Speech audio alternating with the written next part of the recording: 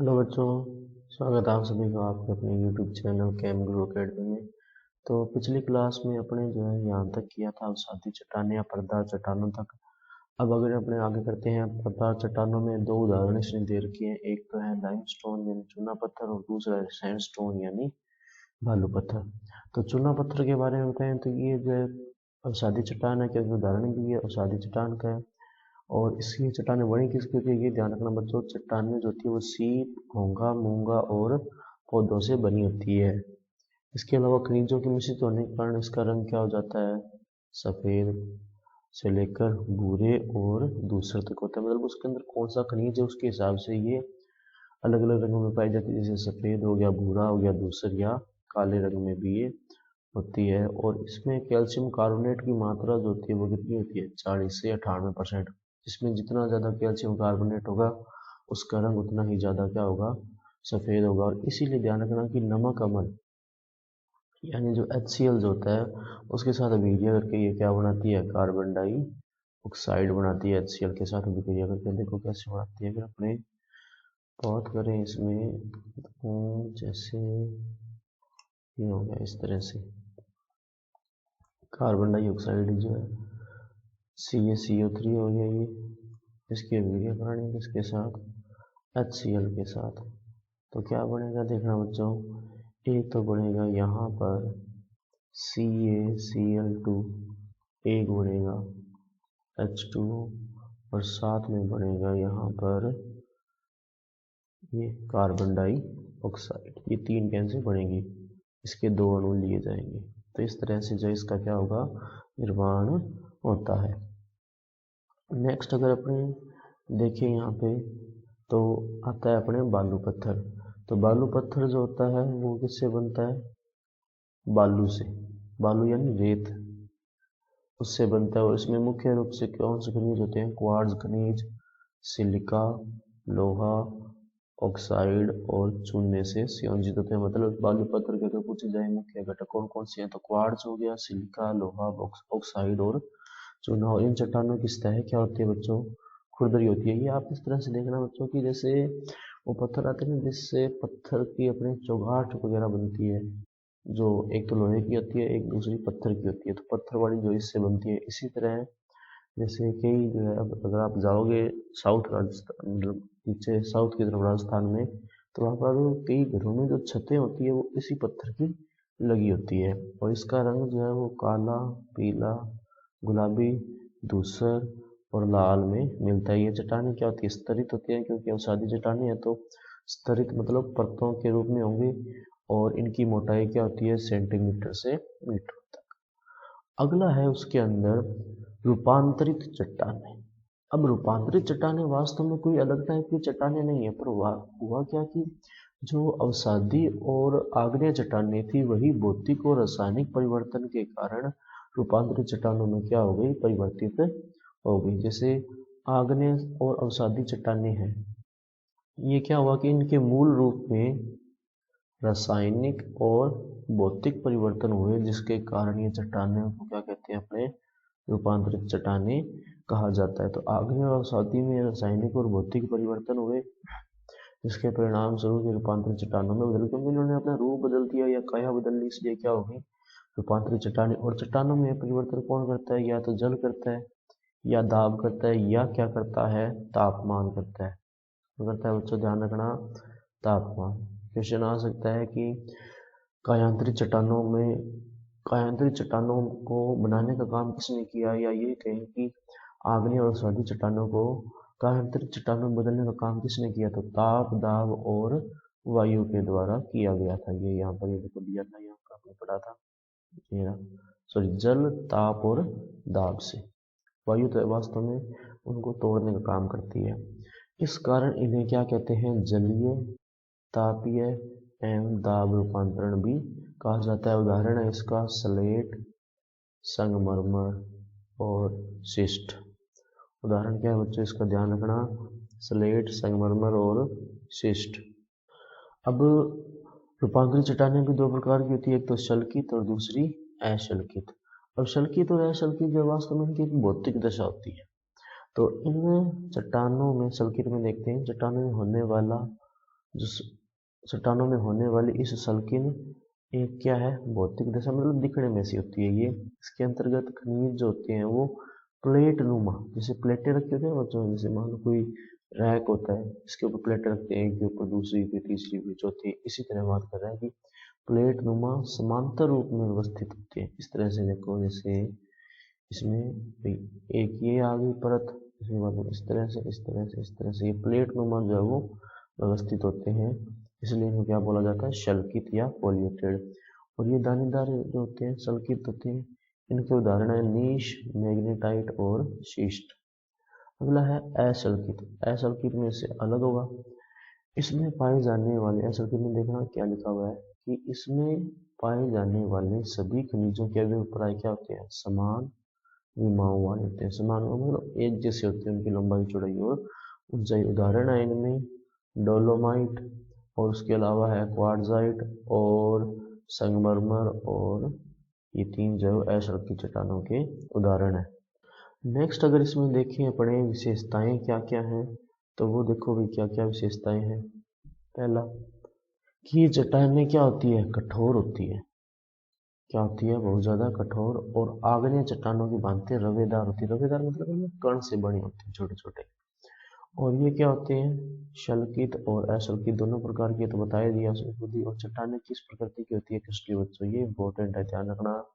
ये क्वेश्चन आ सकता है कि कौन कौन सी चट्टानें क्रिस्टलीय होती है। तो इसमें देखना कि एक तो वो चट्टानें जो अपने आंतरिक आग्नेय चट्टानें थी वो क्रिस्टलीय थी, और दूसरा ये वाली चट्टानें वो क्या आई हैं, क्रिस्टलीय आई हैं। आगे आता है अपने की मुख्य रूपांतरित चट्टानें हैं कौन कौन से, ऊपर उदाहरण कुछ ने दे दिए। एक तो शिस्ट था और दूसरा क्या था, संगमरमर था।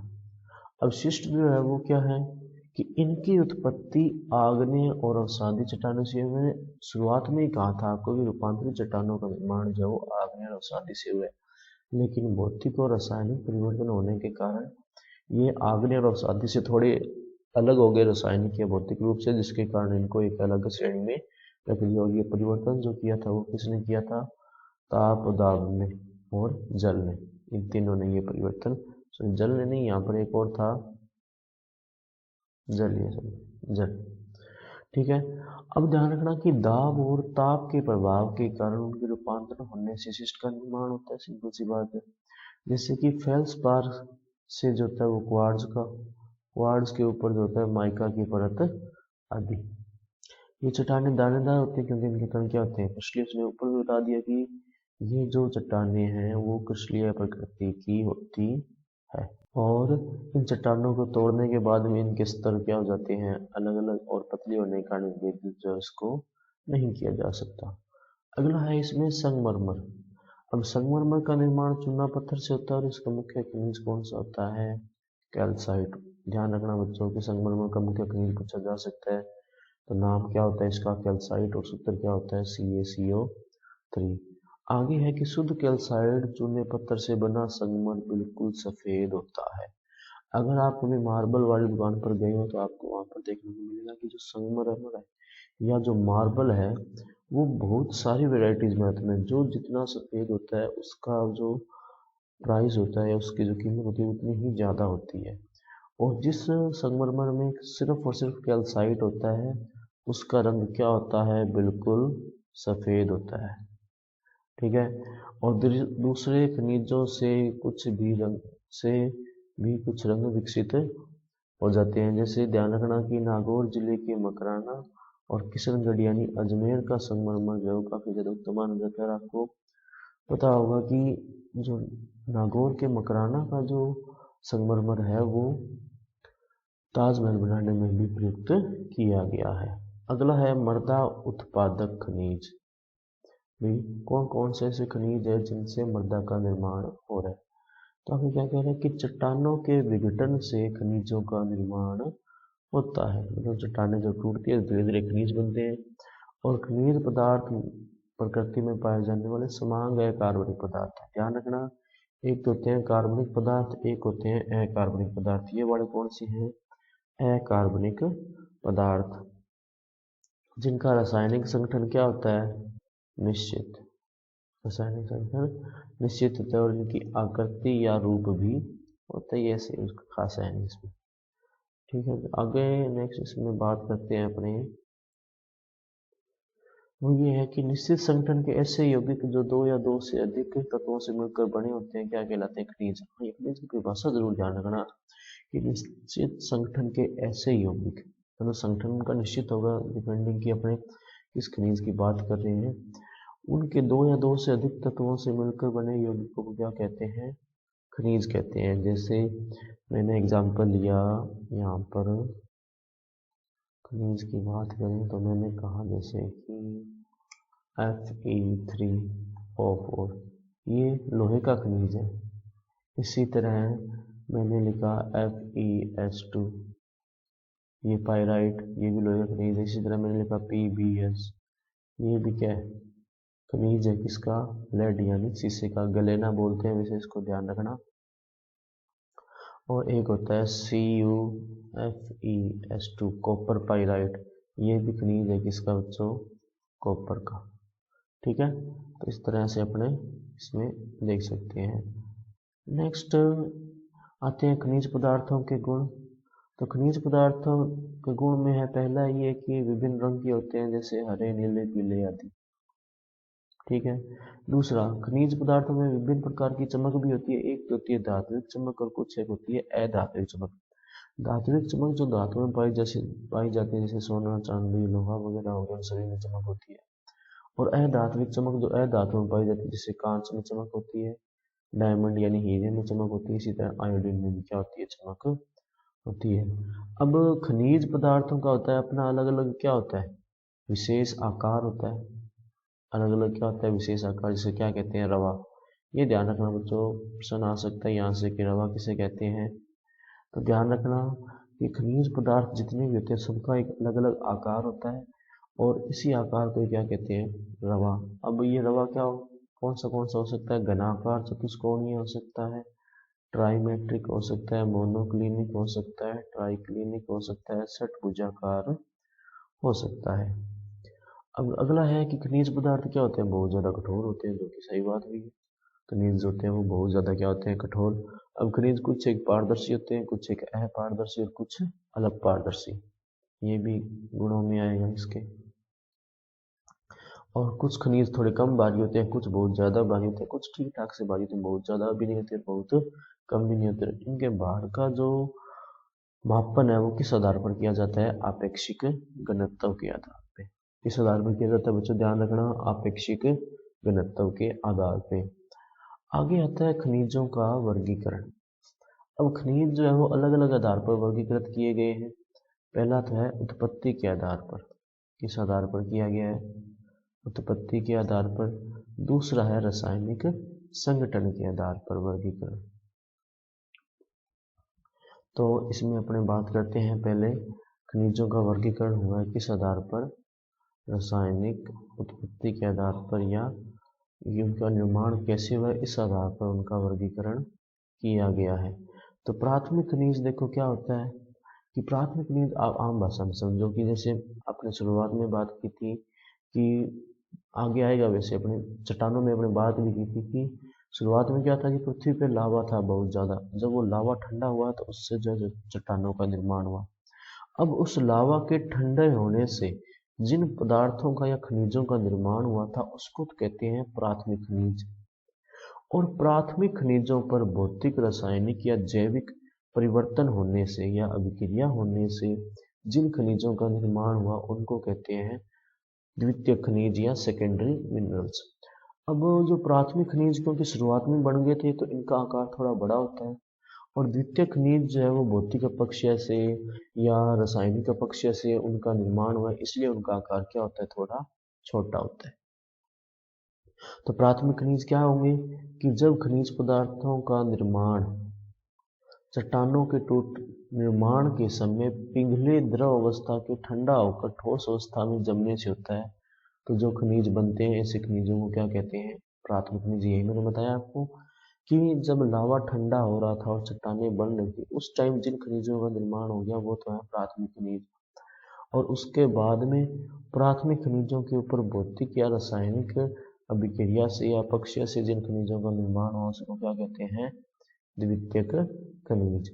अब प्राथमिक खनिज जो होते हैं ये इनके संगठन भी अलग होंगे। संगठन चट्टानों के आवश्यक संगठक होते हैं, मतलब जो चट्टानें बनती है उनकी ये खनिज है, और इनमें इसलिए इन्हें क्या कहते हैं, आवश्यक खनिज भी कहा जाता है। क्योंकि ध्यान दो, अपने बात की थी कि इस पृथ्वी पर 95% जो चट्टानें हैं वो आग्नेय चट्टानें हैं, और आग्नेय चट्टानें में खनिज कौन से हैं, प्राथमिक खनिज।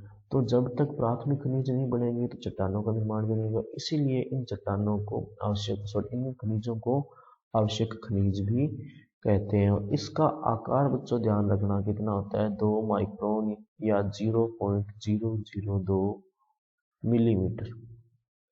क्वेश्चन आ सकता है यहाँ से कि प्राथमिक खनिजों का आकार कितना, तो 2 माइक्रोन, ये लिखा हुआ है जो देखना यहाँ पे, ये जो लिखा रखा है ना इसमें 2 म्यू लिख रखा है, क्या लिखा हुआ है 2 म्यू यानी 2 माइक्रोन, मतलब होता है इसका 2 माइक्रोन लिखा हुआ है यहाँ पे, ये ध्यान रखना, ठीक है। तो 2 माइक्रोन से क्या होता है, ज्यादा होता है बच्चों, ध्यान रखना, क्योंकि जो द्वितीय खनिज होंगे ना उसका तो होगा 2 माइक्रोन से कम, और इसका क्या होता है 2 माइक्रोन से ज्यादा होता है, और द्वितीय खनिजों का निर्माण इन्हीं से होता है। हम पहले ही बात कर ली, उदाहरण इसके ध्यान रखना, quartz, orthoclase, muscovite, biotite, hornblende, augite, olivine, mica, feldspar, चूना पत्थर वगैरह, और मैग्नेसाइट, ये सारे किसके उदाहरण हैं, प्राथमिक खनिजों के। आगे अगर अपने बात करें द्वितीय खनिजों की, तो द्वितीय खनिज वही है भी प्राथमिक खनिजों पर भौतिक, जैविक या रासायनिक परिवर्तन हुए, या उनके ऊपर उनका भौतिक अपक्षय हो गया, उसके कारण जिन खनिजों का निर्माण हुआ उसको क्या कहते हैं, द्वितीय खनिज। तो क्या कह रहा है कि मूल प्राथमिक खनिजों या चट्टानों के ऊपर जलवायु एवं रासायनिक संबंधी कारकों की अभिक्रिया होने से ये खनिज बनते हैं। इनके कणों का आकार 2 माइक्रोन से क्या होता है, कम होता है। ये ध्यान रखना बच्चों कि कणों का आकार जो होता है इनके कितना होता है, 2 माइक्रोन से कम या 0.002 मिलीमीटर से कम। उदाहरण है इसका pyrite, gibbsite, gypsum, apatite, hematite, kaolinite, illite और मोंटमोरिलोनाइट, ये तीनों आएंगे, अपने ध्यान रखना बच्चों, ये वाले तीन, केओलिनाइट, इलाइट और मोंटमोरियोलाइट या मोंटमोरिलोनाइट, मोरिलोनाइट होना था वैसे ही, और उसके अलावा जियोलाइट। तो ये तो वर्गीकरण हो गया उत्पत्ति के आधार पर, किस आधार पर वर्गीकरण हुआ, उत्पत्ति के आधार पर। तो अगर क्वेश्चन पूछा जाए कि उत्पत्ति के आधार पर खनिज जो है वो कितने प्रकार के होते हैं, तो बच्चों ध्यान रखना उत्पत्ति के आधार पर खनिज जो है वो 2 प्रकार के होते हैं। कौन कौन से, एक तो प्राथमिक खनिज और एक द्वितीयक खनिज। तो अपने इसको लिखते हैं, खनिजों का वर्गीकरण, खनिजों का वर्गीकरण लिखा आपने इस तरह से, खनिजों का वर्गीकरण, खनिजों का वर्गीकरण पहला हुआ उत्पत्ति के आधार पर, उत्पत्ति के आधार पर,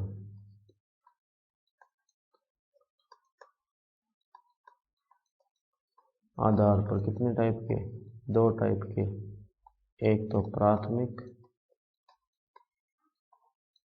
और एक द्वितीयक।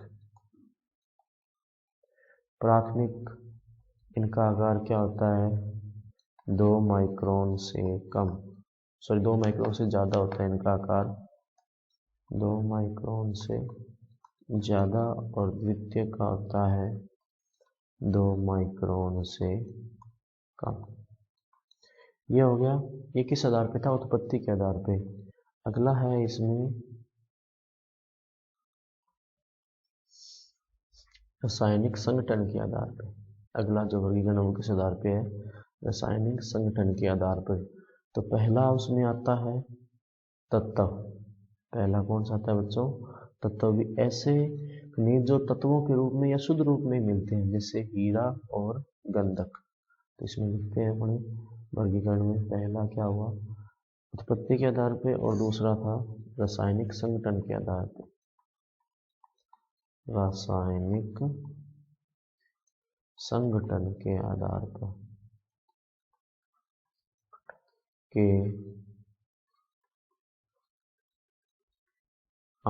पर ये हुआ।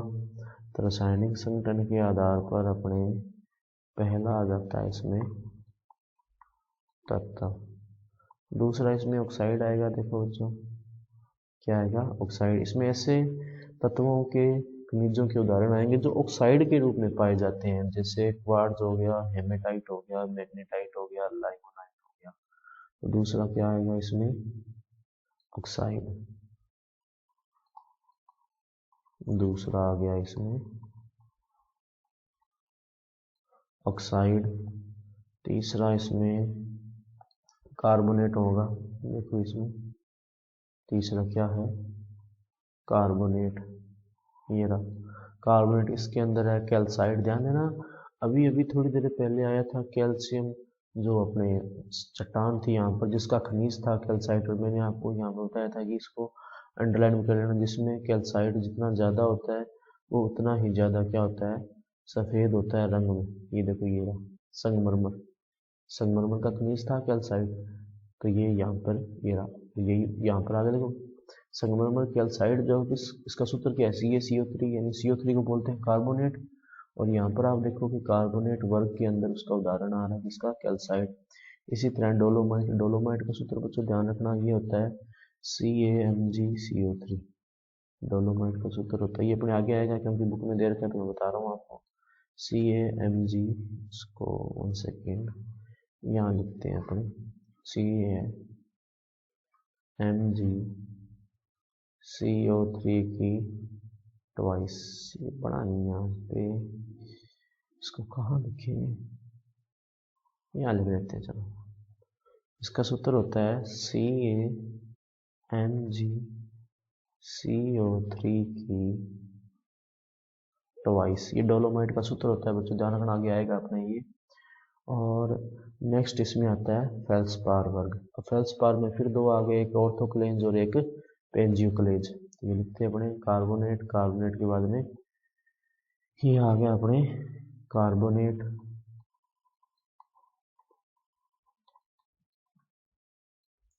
कार्बोनेट के नेक्स्ट जो आता है इसमें वो आता है अपने फेल्सपार। क्या आता है, फेल्सपार। फेल्सपार में फिर दो हैं, कौन कौन से, एक तो है ऑर्थोक्लेज, क्या है, ऑर्थोक्लेज, और एक है पेंजियोक्लेज। क्या है, पेंजियोक्लेज। ये इस तरह से नेक्स्ट इसमें आता है, और फेल्सपार में आ गया। इन्हें दो भागों में बांटा जाता है, एक तो ऑर्थोक्लेज और दूसरा पेंजियोक्लेज। प्लेंजियोक्लेज। तो ऑर्थोक्लेज में कौन कौन से, कि यह अम्लीय चट्टानों का विशेष अंग है और मृदा से प्राप्त होने वाला पोटास इसी के अपक्षय से प्राप्त होता है। ये इंपॉर्टेंट है बच्चों, ध्यान रखना कि मृदा को जो पोटास प्राप्त होता है वो पेंजियोक्लेज के अपक्षय से ही प्राप्त होता है। इसके अपक्षय से प्राप्त होता है, ऑर्थोक्लेज के अपक्षय से प्राप्त होता है कौन, पोटास। तो ये इंपॉर्टेंट है कि मृदा को जो प्राप्त होने वाला पोटास है वो ऑर्थोक्लेज के अपक्षय से प्राप्त होता है। और ऑर्थोक्लेज जो होता है वो फेल्सपार के जल विश्लेषण से क्ले खनिजों का निर्माण करता है। क्ले खनिज अपने आएंगे 3 है, देखो यहाँ पर आए थे ना अभी, मोंट मोरिलोनाइट, इलाइट और केओलिनाइट। ये क्ले खनिज है, ये वाले 3। तो इसका निर्माण जो ये बता रहा है किससे होता है, कि जल जो ऑर्थोक्लेज होते हैं उनके जल विश्लेषण से, यानी जल अपघटन से। और ये चिकनी मिट्टी के क्या होते हैं, मुख्य अवयव होते हैं। उसके बाद में है पेंजियोक्लेज। पेंजियोक्लेज में उदाहरण दे रखे हैं, उसमें कैल्शियम फेल्सपार, सोडियम फेल्सपार और सोडालाइन फेल्सपार। अगला है इसमें माइका वर्ग। इसकी रचना क्या होती है, संकीर्ण। संकीर्ण मतलब छोटी। और यह है पोटेशियम, हाइड्रोजन, आयरन, मैग्नीशियम और लिथियम आदि के हाइड्रेटेड एल्यूमिनियम ऑर्थोसिलिकेट होते हैं। ये इसका ध्यान रखना, माइका वर्ग की परिभाषा ये कि ये जो होते हैं पोटेशियम, हाइड्रोजन, आयरन, मैग्नीशियम और लिथियम के हाइड्रेटेड एल्यूमिनियम ऑर्थोसिलिकेट होते हैं। और ये कितने प्रकार की, दो, एक मस्कोवाइट और एक बायोटाइट। तो लिखते हैं अपने, तो मस्कोवाइट तो क्या है, पोटेशियम एल्यूमिनियम सिलिकेट, और बायोटाइट क्या है, potassium aluminium magnesium iron silicate. Muscovite तो क्या हुआ कि पोटेशियम एल्यूमिनियम सिलिकेट, और बायोटाइट क्या हो गया, potassium aluminium magnesium iron silicate. तो इसमें लिखते हैं माइका वर्ग, माइका में भी दो, एक मस्कोवाइट और एक बायोटाइट, माइका। अगला क्या है अपने पास, माइका वर्ग, इसको यहाँ पे लिख देते हैं माइका। माइका वर्ग, इसमें भी दो हैं, एक तो क्या है मस्कोवाइट, क्या है बच्चों, मस्कोवाइट, और एक क्या है बायोटाइट।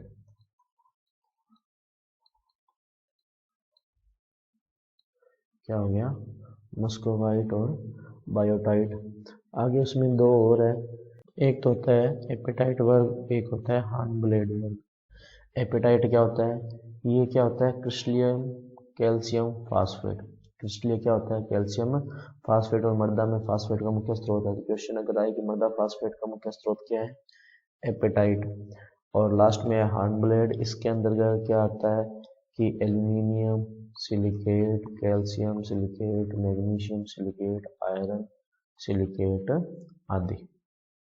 तो दो और रह गए, कौन कौन से, एपेटाइट और हार्नब्लेड। एपेटाइट, अगला इसमें क्या आएगा, देखो बच्चों, अगला इसमें आएगा एपेटाइट। तो कलर थोड़ा सा डल सा लग रहा है मेरे को, एपेटाइट।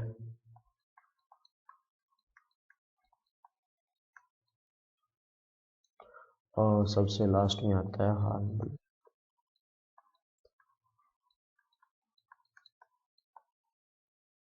ये हो गया इस तरह से। तो ये हो गया अपने। तो बच्चों आज की क्लास में इतना ही। मैं आशा करता हूँ आपको ये लेक्चर जो है वो समझ में आया होगा। अगर ये लेक्चर आपको समझ में आया है तो आप इसे अपने दोस्तों के साथ भी शेयर कीजिए, और इस चैनल को सब्सक्राइब नहीं किया है तो इस चैनल को ज़रूर सब्सक्राइब कीजिएगा। और अगर आपको वीडियो अच्छा लगा तो इसे लाइक करो, और अगर इसके जो दोस्त है उसके साथ भी क्या करो, शेयर करो, क्योंकि इस पर अपने जो रेगुलर इस तरह की वीडियो अब आने वाले हैं। तो आज क्लास में इतने बच्चों, धन्यवाद।